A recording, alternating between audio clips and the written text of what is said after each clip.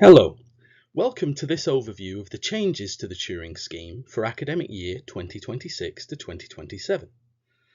This video is designed for providers who are returning to the scheme with experience of applications for projects in the 2025 to 2026 academic year. If you are new to the Turing Scheme, our Introduction to the Turing Scheme videos will be more relevant to you. Please check out the relevant ones for the sectors you are considering applying in. I'm Martin, and I work at the Department for Education on the Turing Scheme team. In the first part of this presentation, we'll cover the refinements to the scheme's aims and what they mean for your projects. We'll then walk through the key policy updates and the new assessment structure, including what's changed and how to prepare strong responses. At the end, I'll signpost where to find guidance in the application timetable so you know what to do next. Let's begin. For 2026 to 2027, the core principles of the Turing Scheme remain the same, but we've refined the aims to strengthen the focus on impact, inclusion, and driving value for money. As in previous years, the scheme's aims underpin how every Turing Scheme project should be shaped. First, enhancing transferable skills. We now place greater emphasis on developing transferable skills, such as communication, adaptability, and problem solving, because evidence shows that these are the most common benefits of international mobility. The scope goes beyond employment and educational outcomes to include skills for life. Secondly, widening opportunity. In line with the government's opportunity mission, we continue to prioritise students who are least likely to take part in international placements, such as those from disadvantaged backgrounds or with special educational needs. Providers should identify these students and remove barriers, offering tailored support to help them succeed. Thirdly, driving value for money. We've clarified further what this means, and it now includes justifying destination choices, considering environmental impact, and measuring outcomes. This reflects the need for strong accountability and evidence that public funding delivers real benefits. In short, the Turing Scheme opens the world up to learners, building up relevant transferable skills, broadening participation, and using public funding responsibly. Next, my colleague Becca will take you through what policy aspects have changed this year. There are 4 key policy updates for academic year 2026 to 2027. They are a higher household income threshold for disadvantage, clearer rules for schools with embedded sixth forms, a clarification on higher education students with overseas fee status, and for further education providers, placements must now be directly connected to the course of study the student is already undertaking. Next, I'll explain each one of these changes in more detail. We've raised the income threshold for disadvantaged students from $25,000 to $35,000 to make the scheme more inclusive. This change reflects feedback from providers and acknowledges the impact of rising living costs, which means students from households earning slightly above $25,000 may still face significant financial barriers to taking part in international placements. By increasing the threshold, we aim to make the scheme more inclusive and responsive to current economic realities. As before, providers retain flexibility to use their judgment. The list of criteria for identifying students from a disadvantaged background is not exhaustive. You can include students who do not meet these criteria, but share similar characteristics that make them less able to meet the cost of an international placement. If you use this flexibility, you don't need to check with us in advance, but we do recommend that you keep a record to justify your decision. Readiness to travel and send support remain as actuals. As before, you should not double fund items using funding from non-Turing sources like Disability Support Allowance and the Student Finance Travel Grant. Schools with an embedded sixth form can apply to the school's funding stream for placements that include both sixth form students and their younger student year groups going on the same placement. If the placement involves only sixth form students, you must apply to the FE funding stream. Applications submitted to the school stream for sixth form only placements will be rejected, and late applications cannot be accepted. In Scotland, where there is no distinct sixth form stage, schools can apply to the school stream for all students. This change improves clarity for mixed age placements while keeping fairness for FE providers and students more broadly. For higher education providers, students with overseas fee status can go on Turing Scheme placements. Where students with overseas fee status is proposed to go on placements to the country where they were ordinarily resident, providers should ensure that this is justified by the outcomes of the placement over any alternative destination. Students with overseas fee status are those who pay overseas fees rather than home fees for tuition purposes under the rules in England, Wales, Scotland, and Northern Ireland. For example, a student who's come from Spain to study in England and who has an overseas fee status should not receive Turing Scheme grant to undertake a placement in Spain unless it is justified by the outcomes of the placement over alternative destinations available to them. They can go to any other eligible location. This ensures funding supports genuine international mobility and cultural exchange.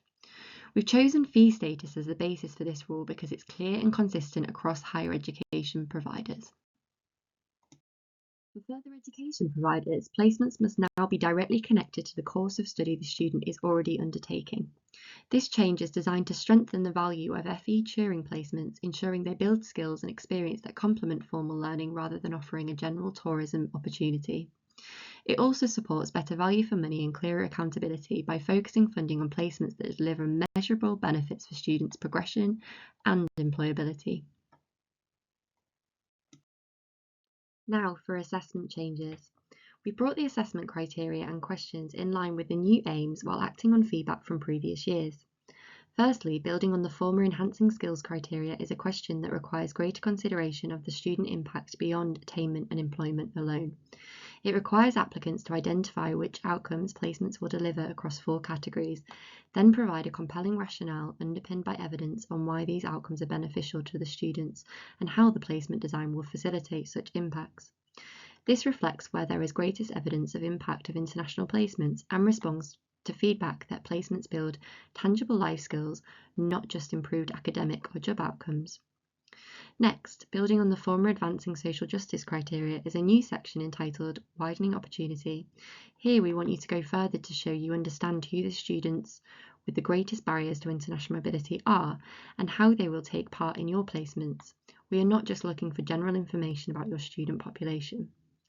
After that, we've put more focus on value for money by introducing a new value for money section worth 30%.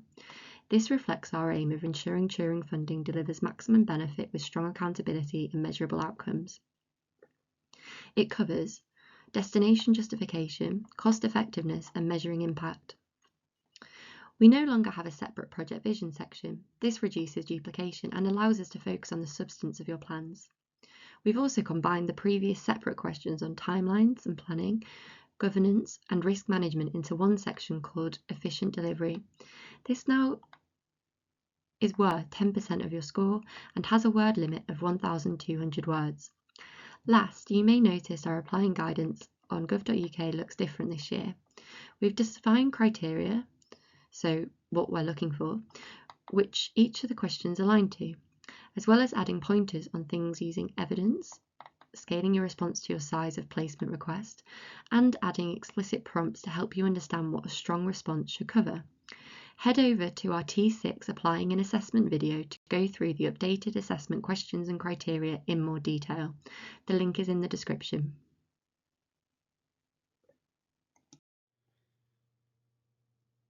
Finally, some operational reminders. When considering FCDO travel advice, placements can take place in any destination or territory, but you must follow official foreign travel advice as found on gov.uk. When planning your placements, you should consider this advice and whether it is likely to change.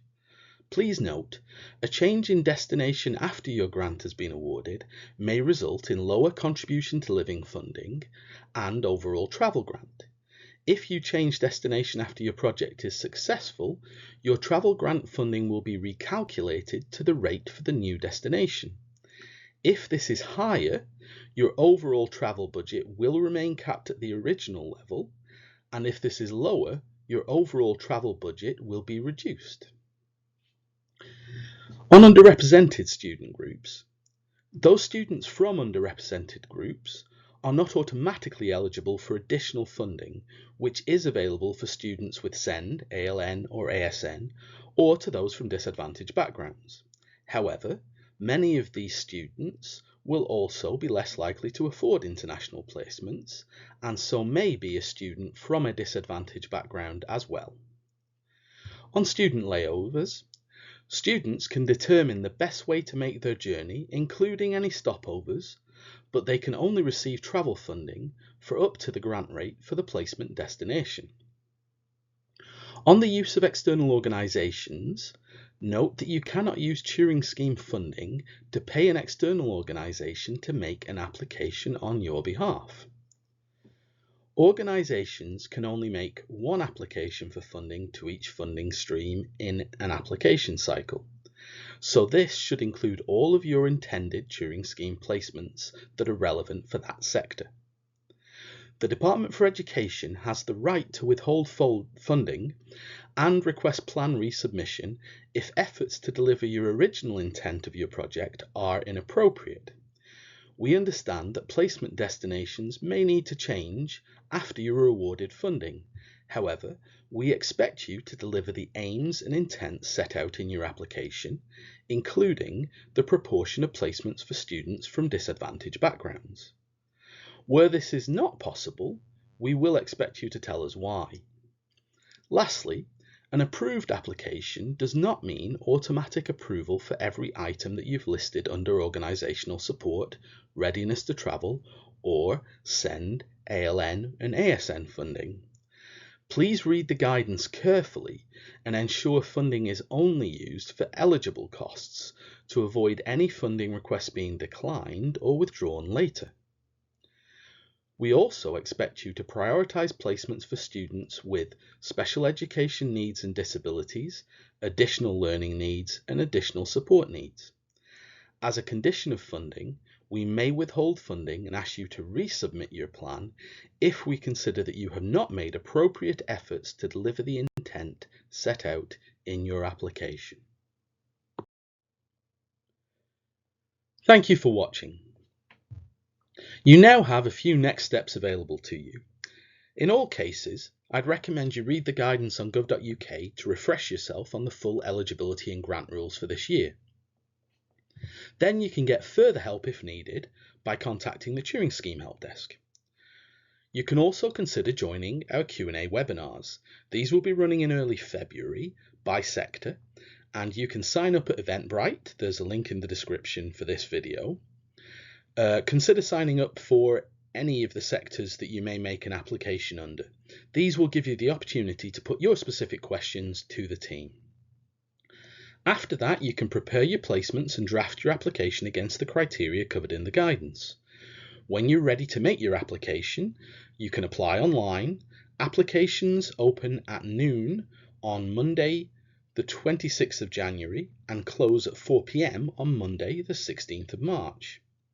If you're a provider who requires a Welsh language application form or an application form for a British Overseas Territory provider, you can request those as set out in our guidance on gov.uk. You should also watch our video on applying an assessment for 26-27 for the Turing Scheme for more information on those aspects. Good luck, and we look forward to receiving your application.